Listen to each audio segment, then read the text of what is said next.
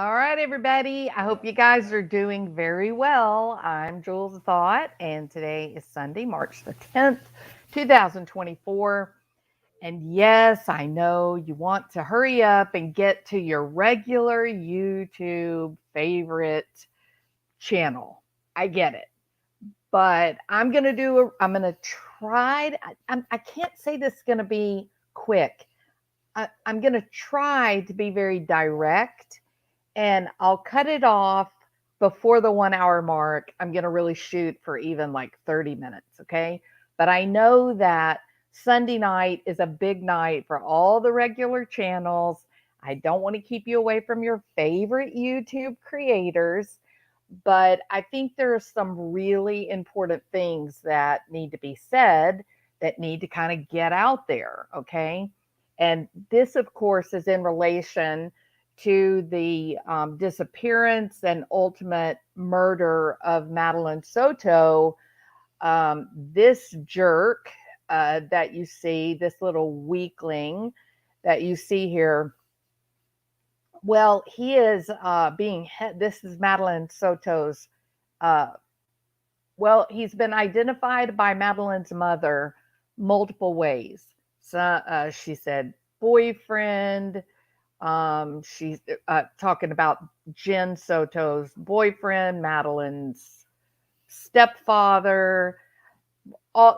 It's the boundary issues are just a disaster, right? So the reality is that this guy dating Jenn Soto, Madeline's mother, for a little over 2 years, I think. Although some people have said that they've been together off and on for possibly up to 8 years. Um, the horrifying thing about it is that it was revealed while he was a suspect in her disappearance. It seemed very odd, the story that Jenn and Stephan Stearns told left the police obviously very uncomfortable, and they kind of had him in their eyesights.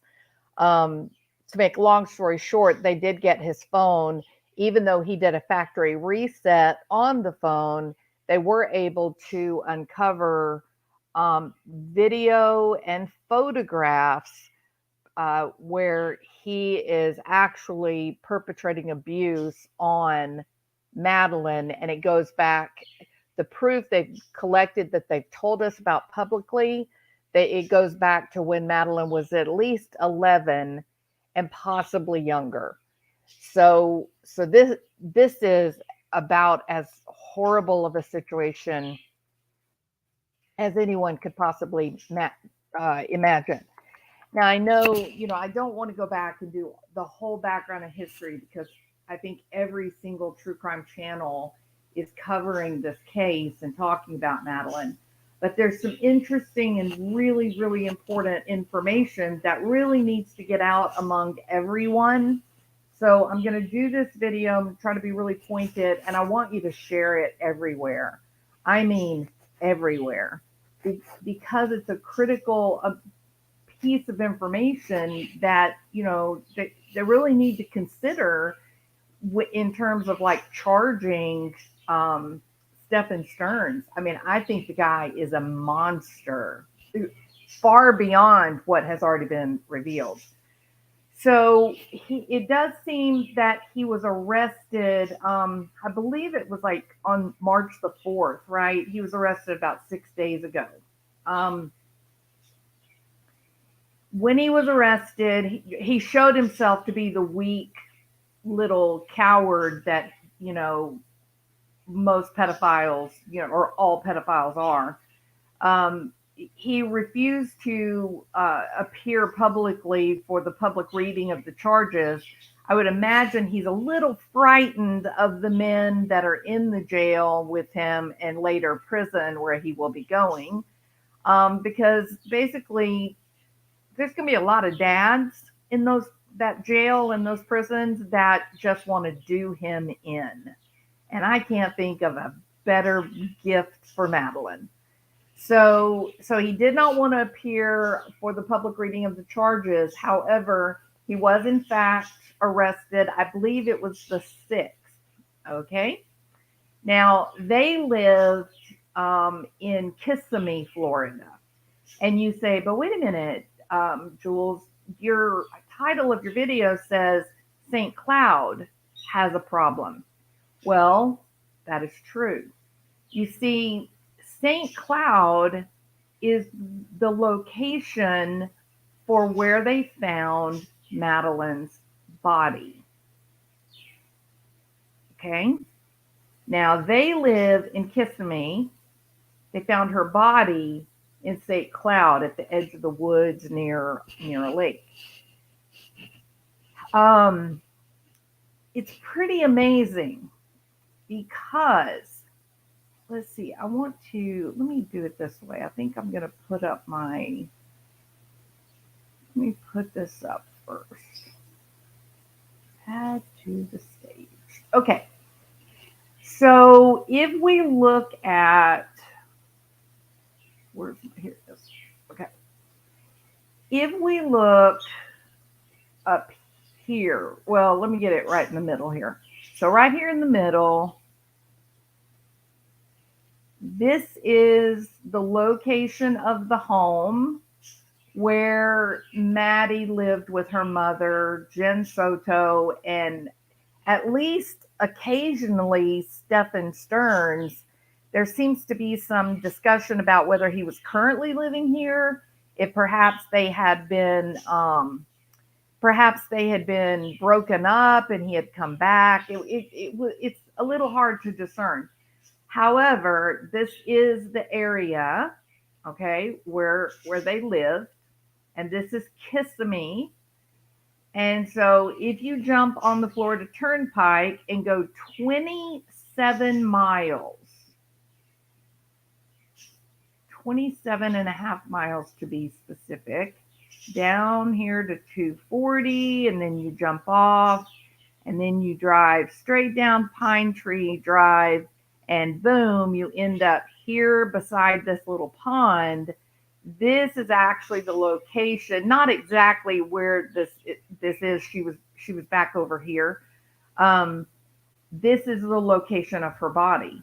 So about maybe 30 miles from the home. Now this is important, okay? About 30 miles from the house and school, the church where she supposedly was dropped off. Drive approximately 30 miles to Hickory Tree Road, this pond, and then this group of trees. You can see, there's not like a lot of houses right here in this area. It was, here's a little creek, kind of, maybe somebody thought it was a good place to hide a body. Correct? All right. So she was found not too far, even though it's a different city, St. Cloud versus Kissimmee. It's not far, 27.5 miles to 3326 Countryside View Drive. You said, but wait a minute. That's not where she was found. She was found over here around the Hickory Tree Road. So what was 27 and a half miles from Madeline Soto's home? That would be 3326 Countryside View. And that would be the location of one Henry Cox. Oh, yeah. And his daddy, too, James Cox. Now, what is so special about James and Henry Cox? Well, Henry Cox was one of two men being investigated for accusations of the production and handling of child pornography. The investigation, there were some allegations that were made. I guess they must have been kind of vague, maybe not that, maybe there wasn't evidence of such, but anyway, these allegations initially were made in November, and it really hadn't come to anything, right? They were doing an investigation, they were looking. It's fairly horrifying the way that it all ended up. But to make a long story short, and once I finish this, you can look it up and read the newspaper articles because it's a fairly horrifying story. If you can imagine anything as horrifying as what happened to Madeline Soto, well, Henry and James Cox, their story is absolutely as horrifying, with the exception we don't know of a child being killed, while Madeline Soto has absolutely been murdered. Correct? Now then, what is very interesting about this is the date where these two clowns were actually arrested. You see, Stephen Stearns is arrested on March the 4th, correct? He refuses to go and have his, I think I said it wrong a while ago. I think I said the 6th. He was arrested like on the 3rd or the 4th, okay? And he refuses to go up and have his charges read while he's standing in front of the judge, all that. He's being a little whiny baby, little coward, like all pedophiles are. And then magically, a case that had been ongoing since November, suddenly there's a lot of activity around the home of Henry Cox and his daddy, James. Oh, yeah, just 3 miles from where they found Madeline Soto's body.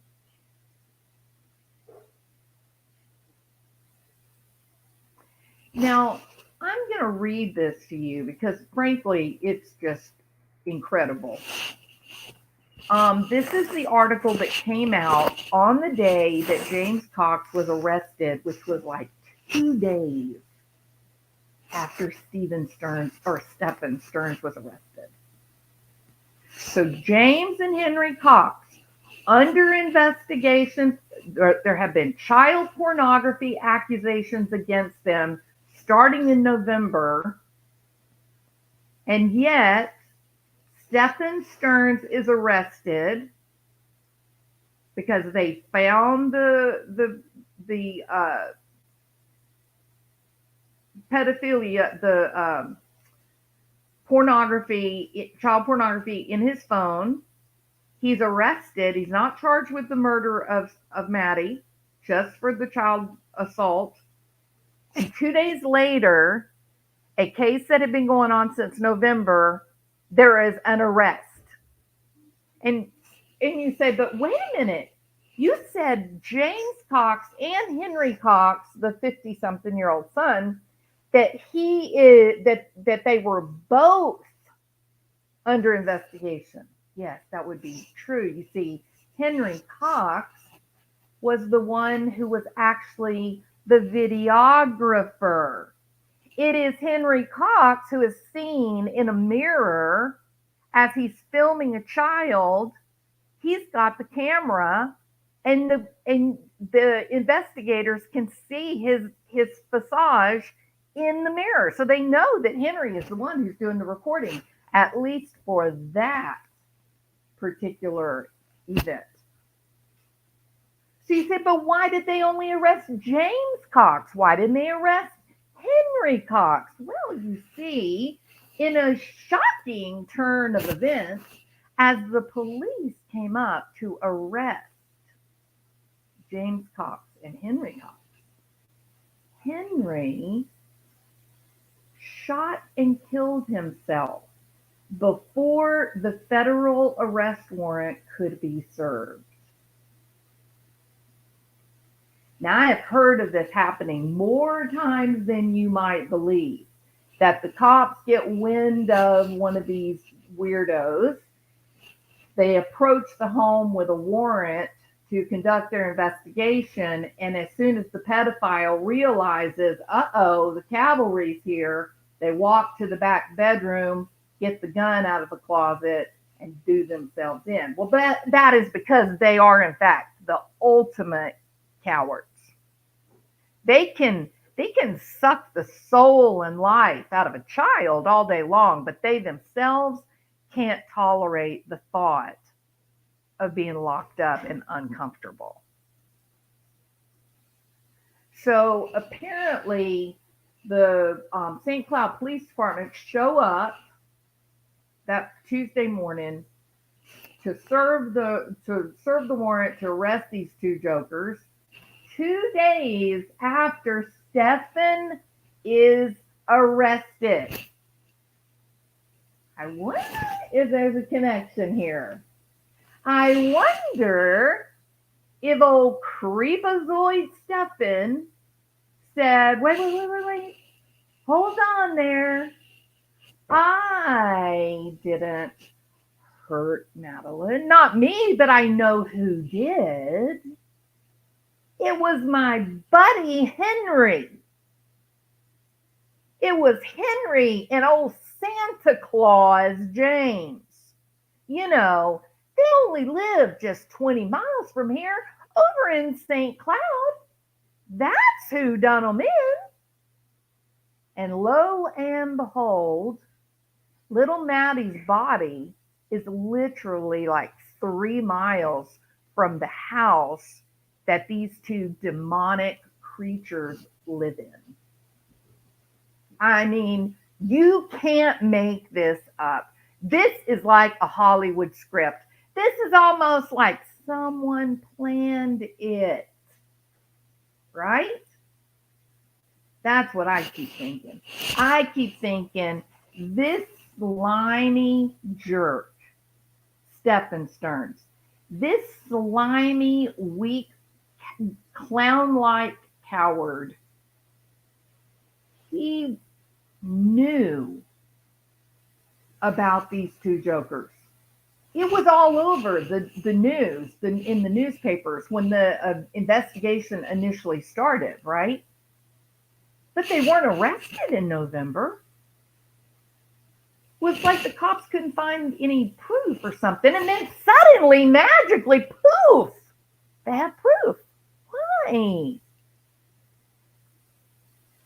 I think that perhaps this group was part of one of these pornography sharing rings. Now, this is a good moment to say a prayer if you are a spiritual Christian person, religious person. Because it doesn't get any more evil than what happened to Madeline and the victims of James and Henry Cox. It seems that James and Henry Cox, not only were they downloading child pornography, but they were creating it. They were producing it. They had identified kids that could be groomed and manipulated, and they themselves were producing this product for people to trade and buy and sell on the internet. I think the same was happening with Madeline. It hasn't come out yet, but that is consistent with these rings of pornography. That you, in order for you to be included in the group, you have to like do it in real life and submit content. I guess because it makes them feel safe, it makes them feel like someone's not going to turn them in, that kind of thing. Oh, it's horrible, Diane. This is as close to evil, I think, as I've ever been. It just doesn't get any worse than this. So the very sad thing is that however it is that it came to pass that James and Henry Cox were arrested 2 days after Stephan, and 2 days after the police were able to take Stephan's cell phone, put it in Cellbrite. Um, Suddenly, they had all the evidence they needed to finally arrest these two goons.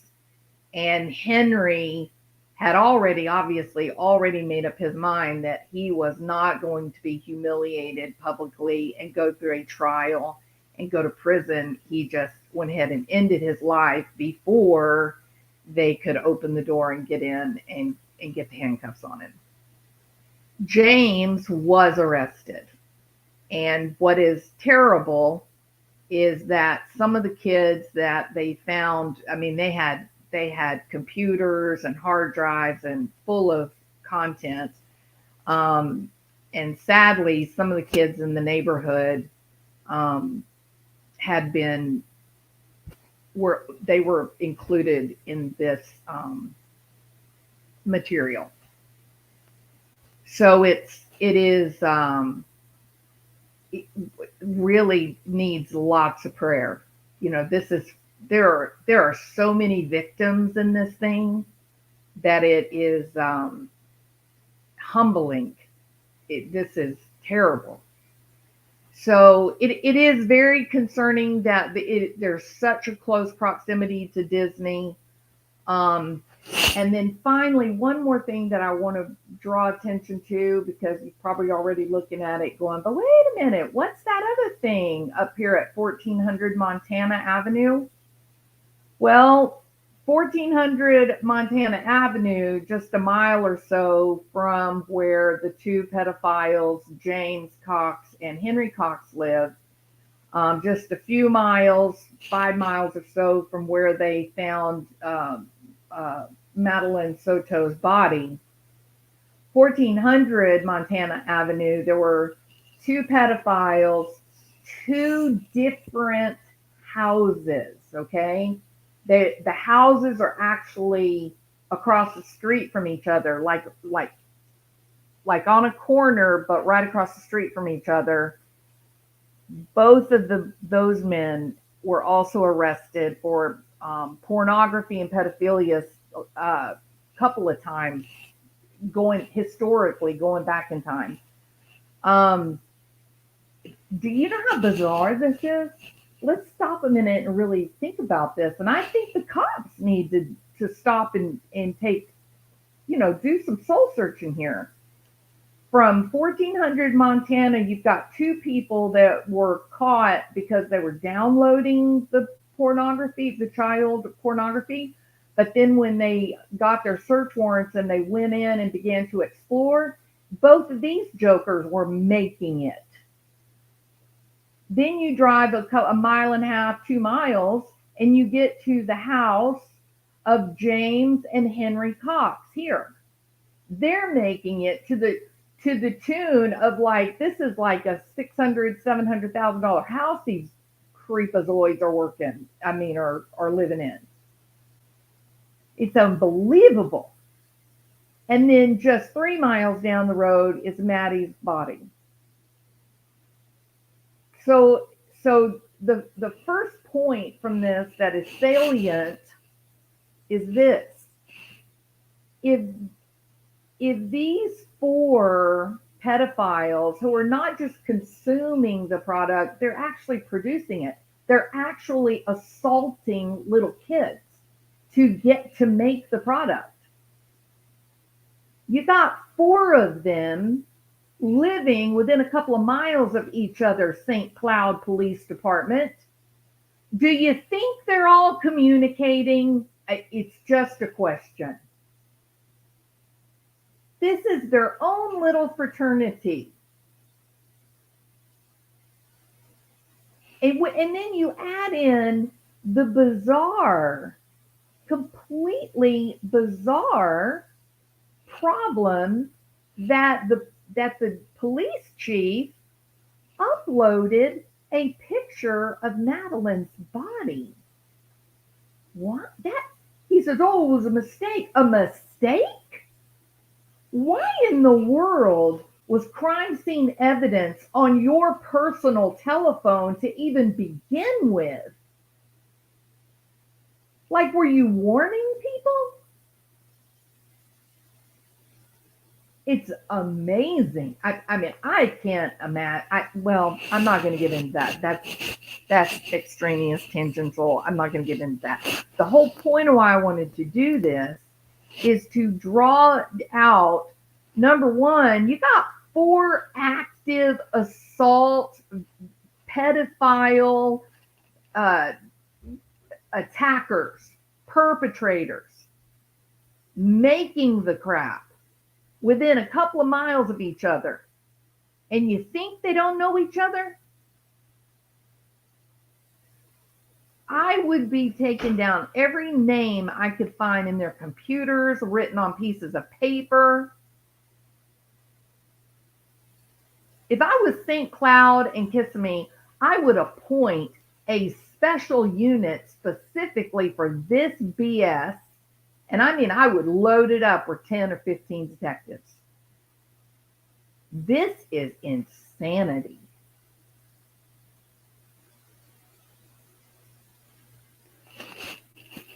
So it takes hubris for Stephan Stearns to make these videos of this little girl and just have it on his phone.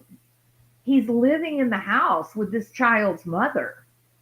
The guy's either very low IQ or he's been doing this a long time, doing crazy stuff and never been caught, and feels no threat from anyone. Which makes me feel very, very uncomfortable about Jenn Soto. Was he abusing her? Was he beating her? Had he threatened her life? Possibly. I've heard these stories. Maybe Jenn maybe she walked in on Stephan assaulting Maddie and said, "Oh, Maddie, you're trying to steal my boyfriend," which is just an obscenity. I can't even, I'm nauseated even saying it. I don't think so. I know that there have been those situations. They're very rare. I know they've happened, but they are incredibly rare. There's usually a great deal of substance use involved. I think it's more likely, this is what I can't shake, I think it's more likely that Maddie was probably being drugged, as were the neighborhood children that were involved in this. I think they were being drugged. I think they were being given substances, makes them compliant, or even if they get knocked out and go to sleep or whatever. And we know that the cops are very clear. They know they've got a picture of the car. Maddie is leaned up in the car as if she's sleeping.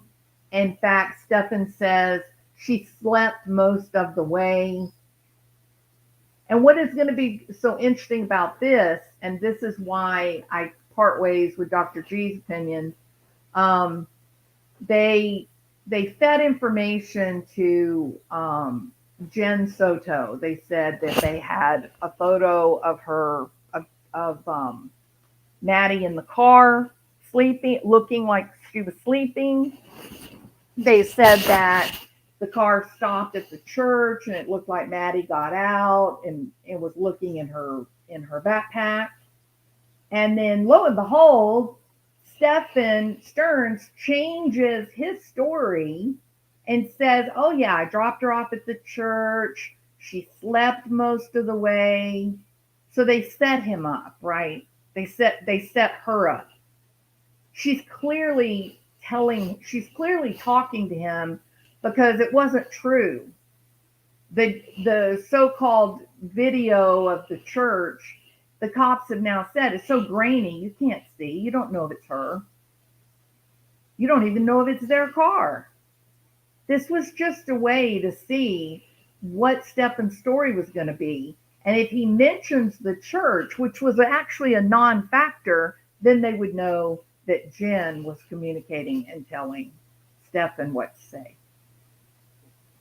So, so I think this is going to end up being a huge case.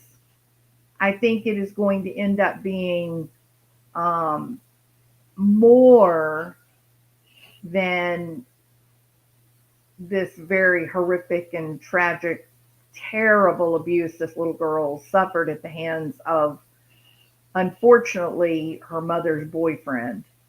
Um, I wonder if we're now going to see cascading arrests and cascading um, trials. There'll probably be plea bargains and such. They'll all be lying. They'll all be like turning on each other and telling, trying to get deals.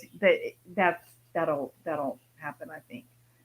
So if you're in this area, just be careful. Just be careful because these people, this is about as horrible as a story and situation as um, anyone could ever imagine. All right.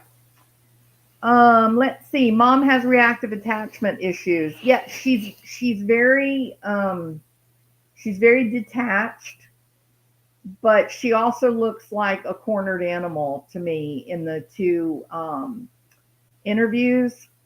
It doesn't look good for her. She looks pretty bad. I think he has antisocial personality disorder and she has borderline and bipolar. She is also suffering from trauma bonding, abuse, complex PTSD, and is being controlled. Do you know her? Do you have a connection to this family? Unless you've been in a long-term romantic relationship with a guy who has a cluster B personality disorder, you would not understand the control. No excuse, though. No, I said the way that he sat down behind her in that interview, and he's cracking his knuckles. It was very controlling. So yeah, I wouldn't disagree. He looks like he is controlling her. Um, the mom acted like one of the guppy women. The house can be burning down around them and they don't react. She lies with her denial and defecation behavior. She is giving him the Ronnie massage. That was so uncomfortable. And thank you for calling. Thank you for calling it the Ronnie massage. Yes. You know what went through my mind, Cinnamon, watching her rub on Stephan and kind of murmur to him. I thought to myself, hold on, this is your baby. He's just the creepazoid that was destroying her. This is your child. Why are you comforting him? That is weird. So yeah, thank you. That Ronnie massage, I like it. That's good. Seems to want to stand by her man, don't rattle his cage, and wants to stand by her monster, don't anyone rattle his cage.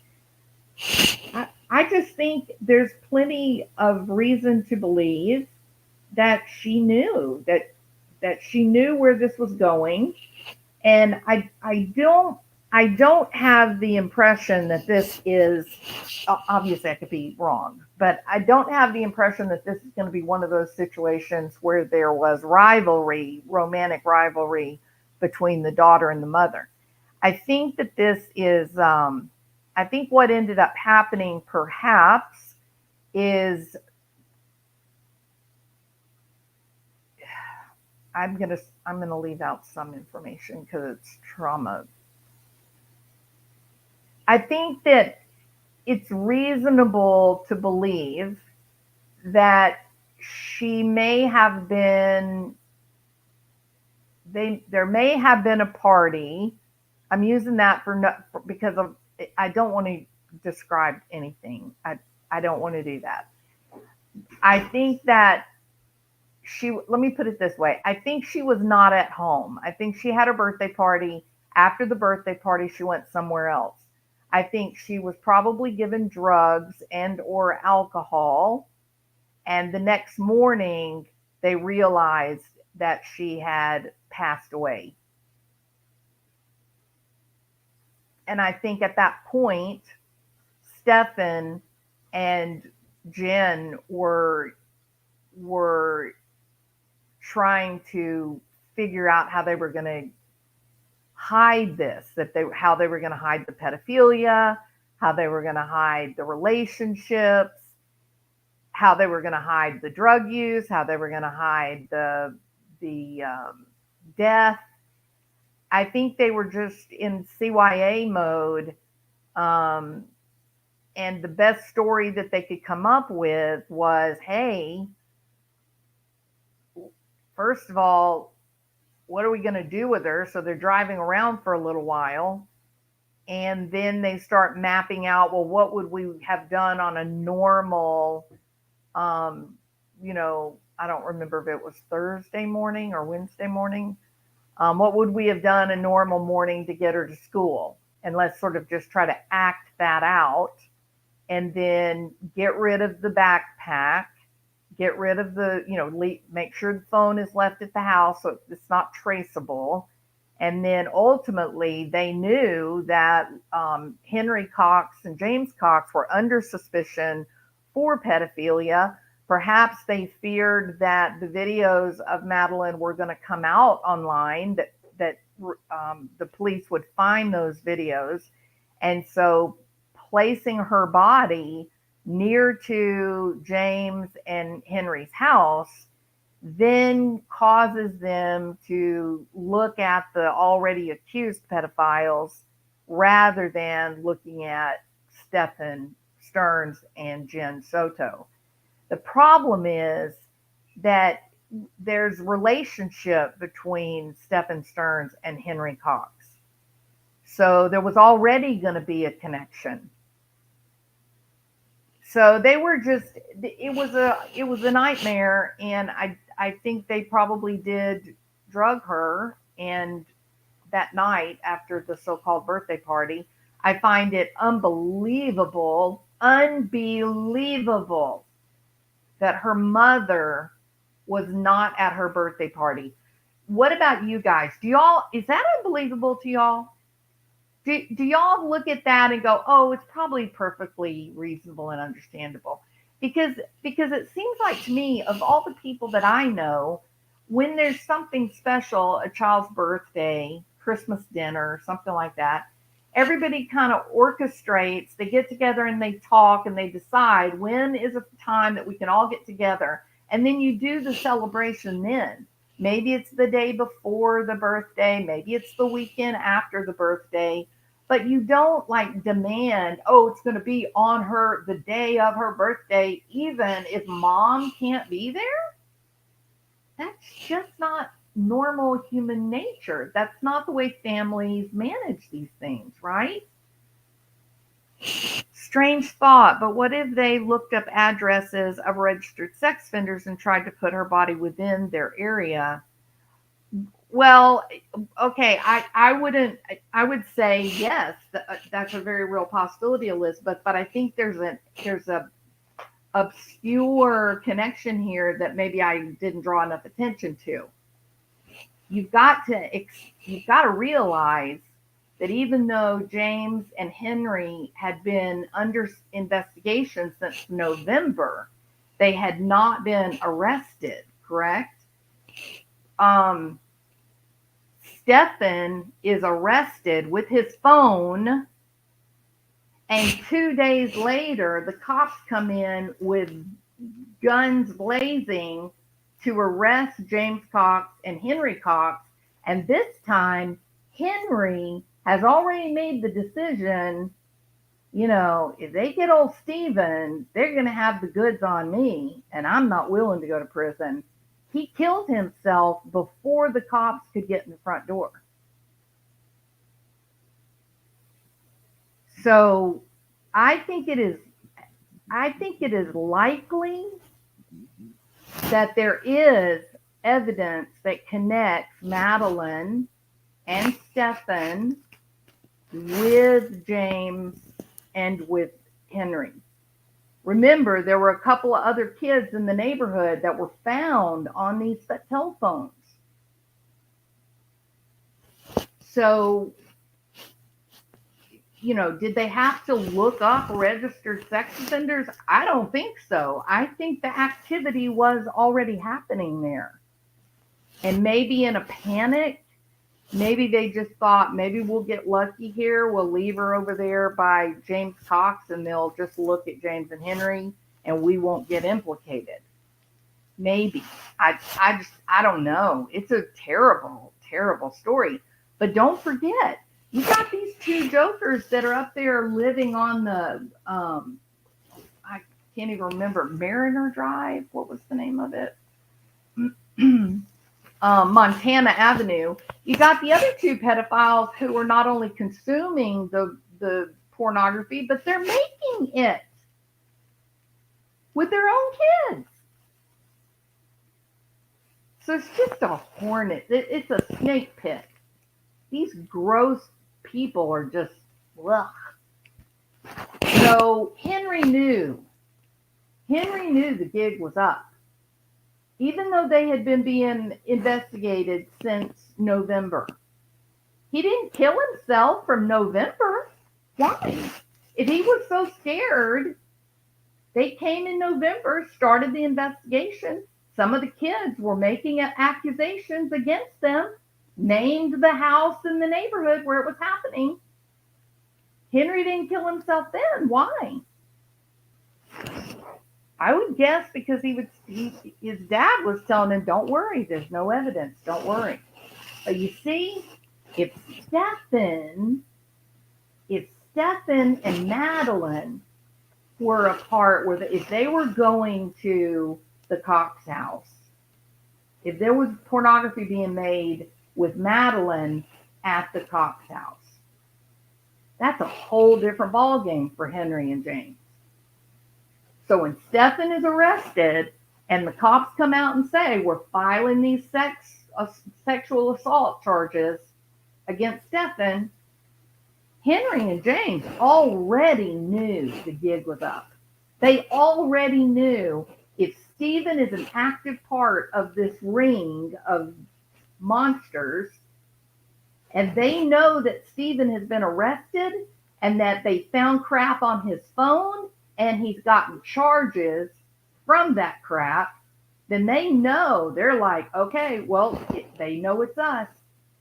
We're on Stephan's phone too. We are in videos with Madeline too. You see my point? So I think this is going to end up about as bad as it could possibly be. The good part is this. You know how Stephan Soto, Stearns, you know how he refused to go on camera to have the reading of the charges? I cannot imagine a scenario where he would ever let this thing go to trial. I don't think he will. I think he'll try to make a deal. He'll agree to anything as long as they're not like a public trial. Now, the difference will be if they end up filing charges against Jenn Soto, and to now they have not. So it'll be interesting to see, amazing how these demonic, slimy excuses for humans think they are so powerful in trying to ruin children, and then they take the ultimate cowardly way out. It is terrible, Blonde PT. The one thing that makes it tolerable is the idea of just how scared Henry was when he saw those police cars coming up the driveway. There's something mildly satisfying about that. You know what I mean? But still, the ultimate cowardice is terrible. Why, oh, why is removing porn from the internet not a number one priority of every legislative body in the United States? DB, I don't know who these people are in the legislature. I don't know who the hell these people are that we have elected. They have they have such a strange idea of what government is supposed to be that I don't even feel like I live in the United States of America anymore. So I'm with you. I don't know. I can't understand why it is when I have to go get on an airplane.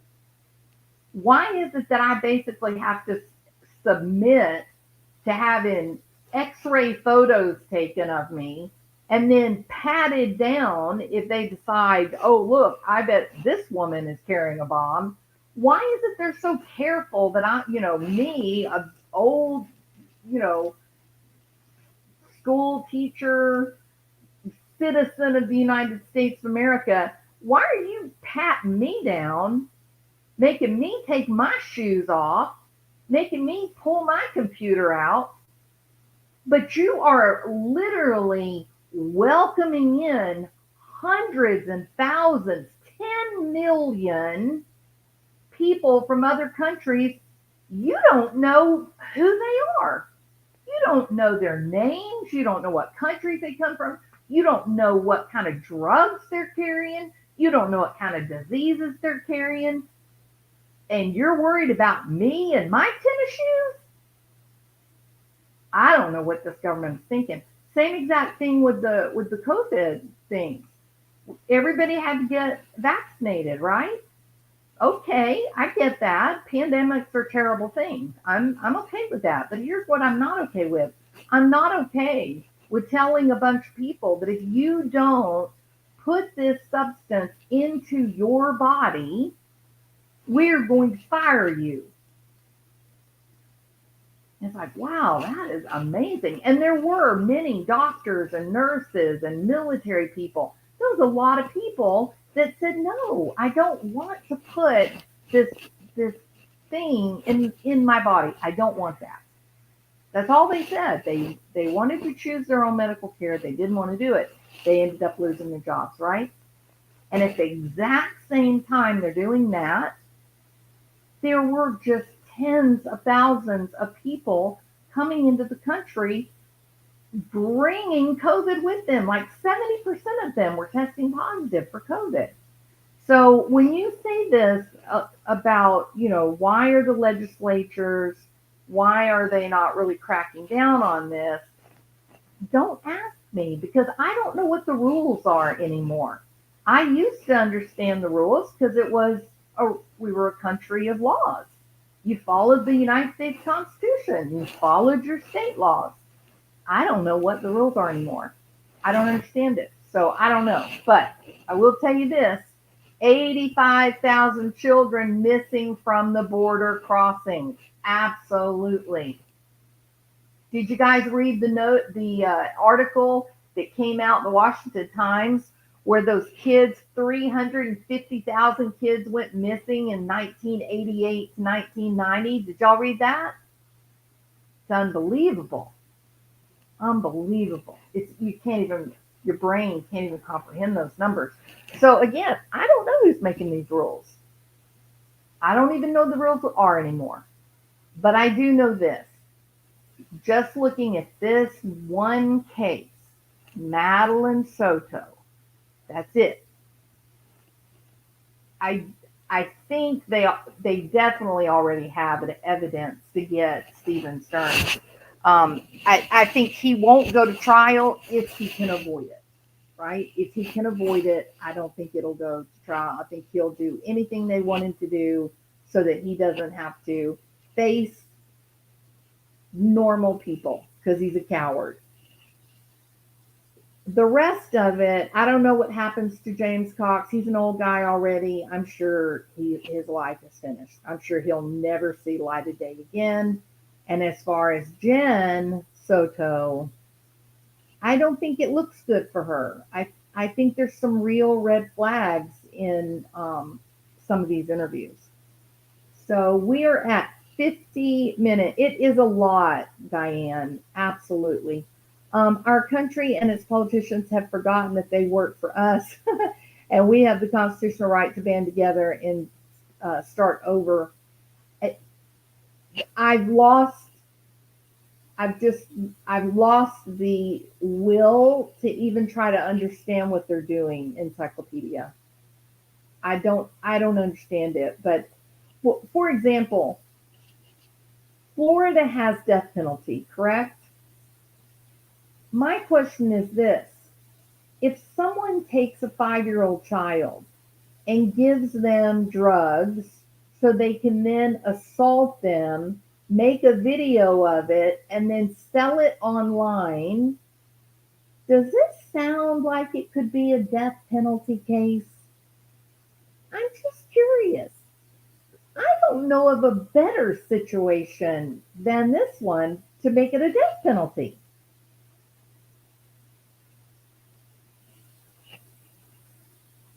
So we'll see how this all unfolds. You know what I mean? Um, it, I believe in my heart and soul that any person, I mean, Texas and Florida, because we're pretty, well, we used to be conservative states. I don't know if we are anymore, but um, we need a law that says if you have harmed a child in the making of child pornography, the death penalty is on the table. Boom. Just no talk discussion. It just is how it is. And so, maybe that's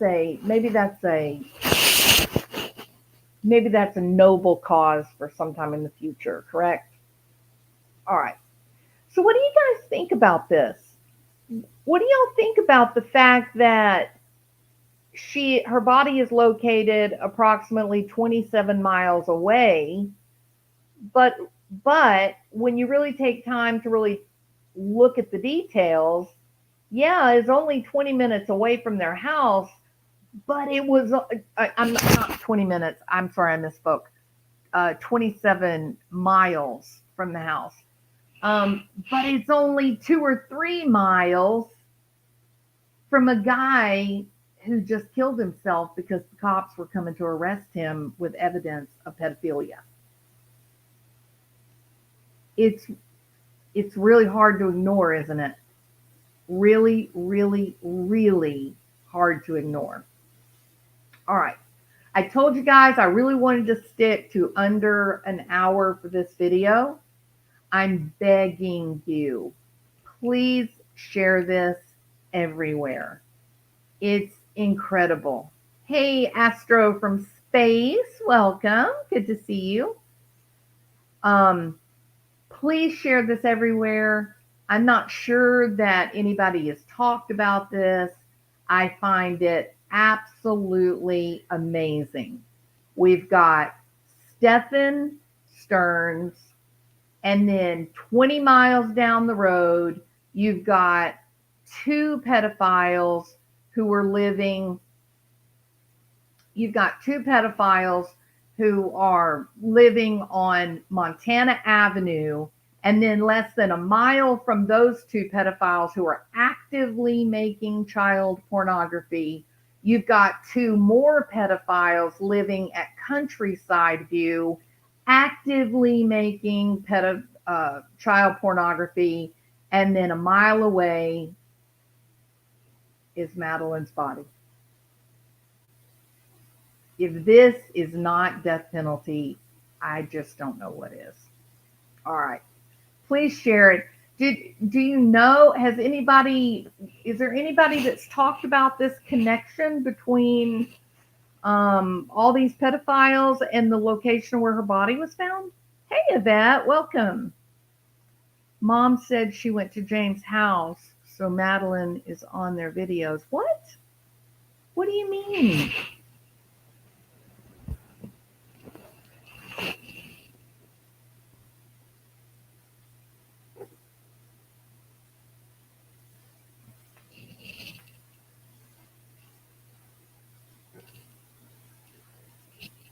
I know, Teresa. They're not normal people. They're brain damaged people. Trust you can't understand it because it's insanity. Wow. When did she say? trying to I'm trying to work through this, that Jenn said that Madeline went to James's house. That's nuts.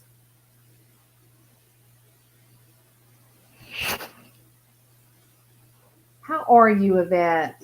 So good to see you. Unspoken heart stillness. Mom said she went to James's house. Wow, that is. Where can I find that? Was that something the cops said, or?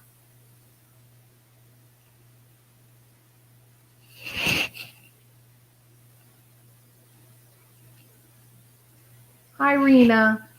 So James and Henry Cox are two pedophiles who lived in St. Cloud, 20 miles from Madeline Soto's house. They lived right here at 3326 Countryside View Drive. And then a mile down Pine Tree Lane, this is where Madeline's body was found here, right? These guys that lived here, the cops had arrest warrants for them 2 days after Stephan was arrested. And when the cops showed up to arrest them, Henry Cox killed himself before the cops could get in the door. The dad, James Cox, he has been arrested and he is currently in jail facing these charges. It has turned out that they have uncovered evidence where they were making and distributing child pornography, and that included using some kids from the local neighborhood that they were in. So they were grooming kids. This idea that Maddie was found just within a mile or so of their house, I don't think it doesn't get Stephan and Jenn off the hook. I think what happened is that they all know each other, and Stephan was panicking and trying to, because I think she probably overdosed. I think they gave her too much of some kind of drug or whatever, and they were, the next morning they realized that she had died sometime in the night, and they were just trying to clean up. They panicked. So they all knew each other. It's big money. It is huge money. And the house that these two jokers were living in was a very expensive home. Beautiful. It's horrible. It's absolutely horrible.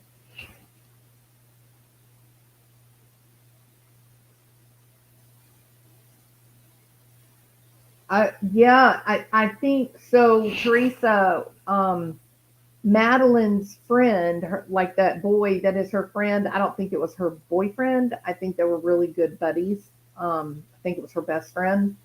He told the police that Madeline told him that her mom's boyfriend was really bad to her.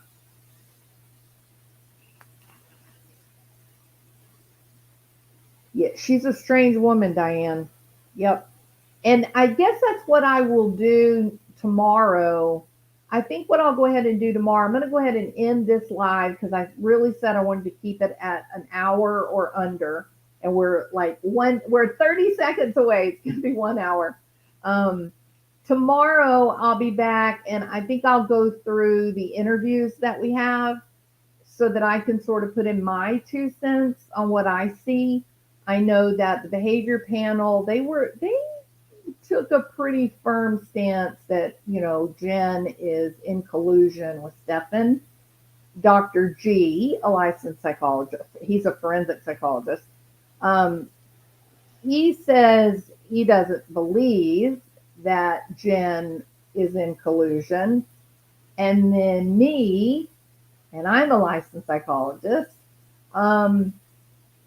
I think that she definitely is afraid.